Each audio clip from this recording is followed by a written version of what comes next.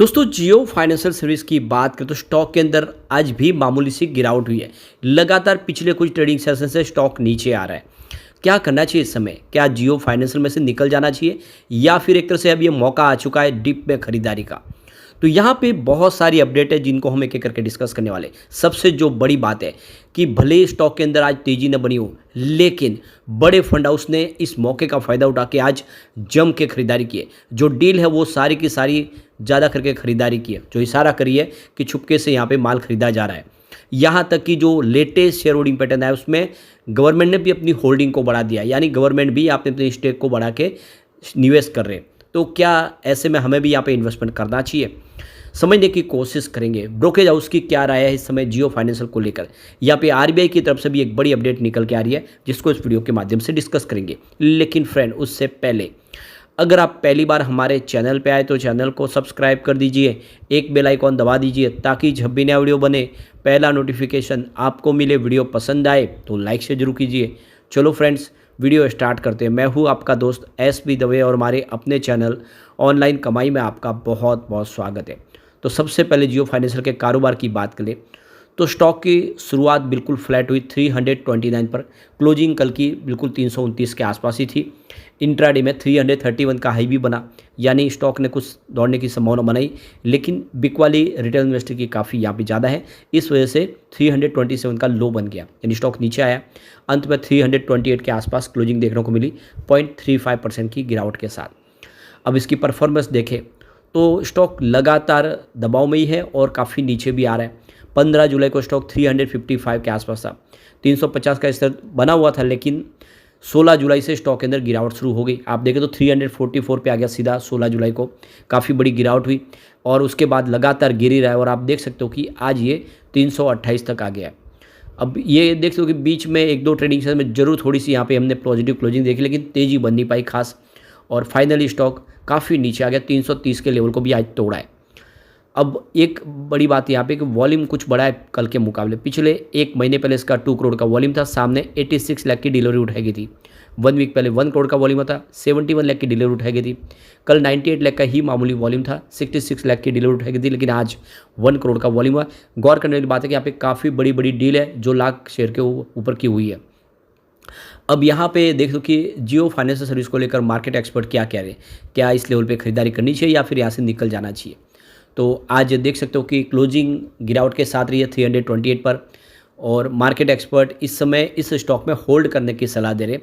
उनके हिसाब से आपको यहाँ से निकलना नहीं चाहिए। तो ईटी नाउ संदेश के मार्केट शो में देखो कि शर्मिला के सामने एक सवाल पूछा गया था कि मैंने 347 के भाव पे शेयर खरीदे 250, आगे क्या करना चाहिए। तो जवाब में शर्मिला की तरफ से कहा गया है शेयर पर होल्ड की सलाह है, यानी आपको इस शेयर को होल्ड करके रखना चाहिए, यहाँ पे आपको बिकवाली करके नहीं निकलना चाहिए।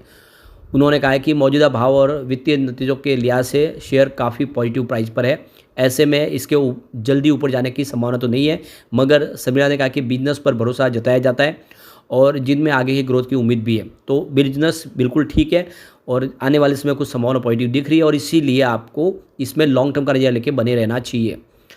शर्मिला ने कहा कि कंपनी जिन कारोबार में एंट्री करी है और जिनसे जुड़ रही है वो अच्छे हैं। इन चीज़ों के आधार पर उन्होंने शेयर में लॉन्ग टर्म के निवेश के लिए आपको बने रहने की सलाह दी है, जो आने वाले समय आपको अच्छा रिटर्न दे सकता है। तो क्लियरली देख दो कि जो मार्केट एक्सपर्ट है उनकी राय है कि आपको इसको लॉन्ग टर्म के लिए ही होल्ड करना चाहिए, क्योंकि जब ये दौड़ेगा तो एक तरफा दौड़ सकता है। अब इसके बीच में एक बड़ी अपडेट निकल के आ रही है।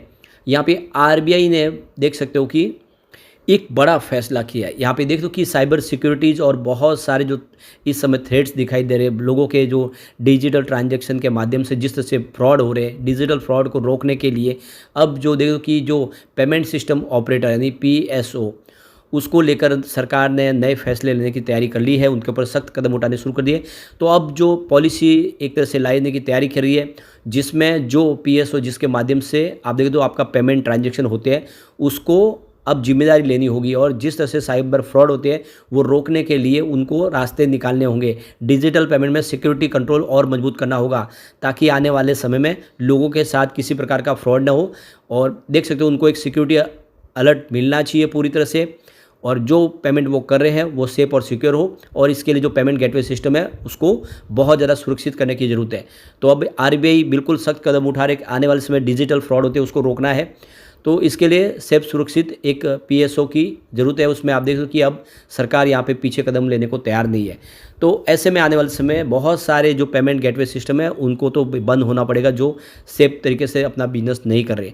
अब यहाँ पे देख सकते हो कि एक अपॉर्चुनिटी है जियो फाइनेंशियल सर्विस के लिए, क्योंकि जियो फाइनेंशियल सर्विस ने भी UPI, net banking, wallet, bill pay जैसी सुविधाएं शुरू कर दी है।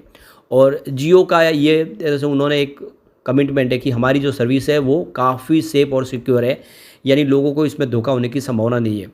तो ऐसे में अगर आप देखें तो जो डिजिटल ट्रांजैक्शन के लिए एक मजबूत गेटवे सिस्टम लेके आएगी, अगर यूपीआई के माध्यम से अगर जियो फाइनेंशियल मजबूत सर्विस प्रोवाइड करती है, तो फिर जो कस्टमर है जो इस समय जो सर्विस दूसरी कंपनियों की यूज़ करे, उसमें गूगल पे हो, फ़ोन पे हो और ऐसी पेटीएम जैसी शामिल है, तो वो कस्टमर जियो फाइनेंशियल की तरफ रुख कर सकते हैं, क्योंकि इनका जो कहने का ही है कि हमारी जो सर्विस है वो काफ़ी लोगों को यूज़र फ्रेंडली भी है और साथ में बहुत ज़्यादा एक तरह सिक्योर भी है। तो ऐसे में जो आरबीआई के जो फैसले है उसके माध्यम से देखें तो कस्टमर नए मिलने की संभावना है, यानी इनका बिजनेस बढ़ता हुआ दिखाई देगा।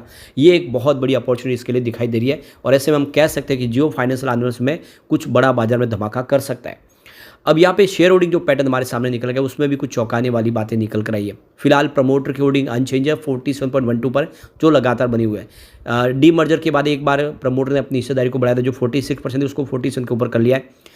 यहाँ पे एफआई ने अपनी होल्डिंग बेची है। 19.83% होल्डिंग थी दिसंबर में, मार्च में 19.45% हो गई और फिलहाल 17.55% की होल्डिंग है। एफआई इसमें से कम हुए, लेकिन अभी भी बहुत अच्छा निवेश एफआई का है। भले ही उससे होल्डिंग कम हो, उससे फ़र्क नहीं पड़ता है। 17.5% के ऊपर की होल्डिंग एफआई के पास है, यानी एफआई पूरा भरोसा बना के रखे हुए। डीआई के बाद उनकी भी होल्डिंग कुछ कम हुई है। 12.99% की होल्डिंग थी दिसंबर में, मार्च में 12.50% हुई, फिलहाल 11.79% की होल्डिंग है। कुछ होल्डिंग डीआई ने भी ट्रिम की है, लेकिन अभी भी कम से कम 11.5% के ऊपर का निवेश तो है ही।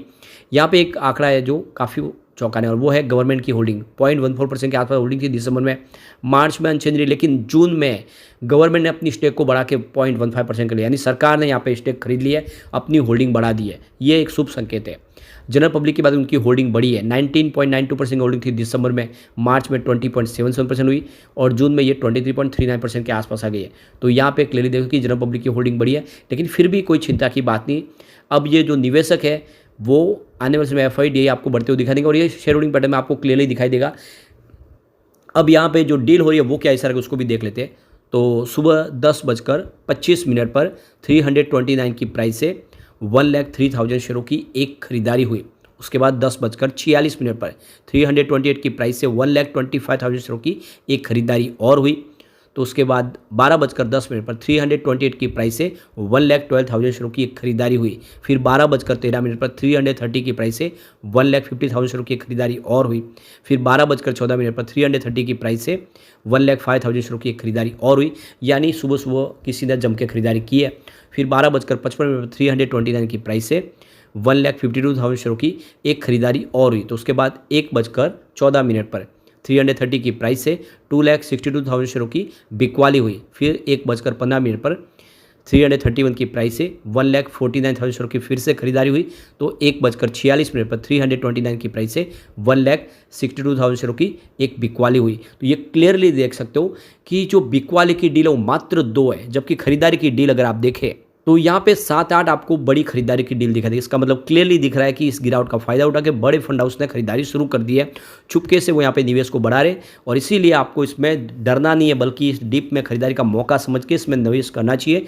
ये स्टॉक आने वाले समय ज़बरदस्त रिटर्न दे सकता है, क्योंकि इसकी पेयर कंपनियों की प्राइस 2,000 से लेकर 5,000 6,000 तक है। ये स्टॉक काफ़ी अंडर वैल्यू है। लेकिन फ्रेंड, कोई भी इन्वेस्टमेंट करने से पहले अपने फाइनेंशियल एडवाइजर से बड़े ले या अपना खुद का रिसर्च करें, क्योंकि मैंने वीडियो ये आपके एजुकेशनल पर्पज़ के लिए ही बनाया। वीडियो पसंद आए तो लाइक से जरूर कीजिए और चैनल को सब्सक्राइब कर दीजिए। Thank you friends.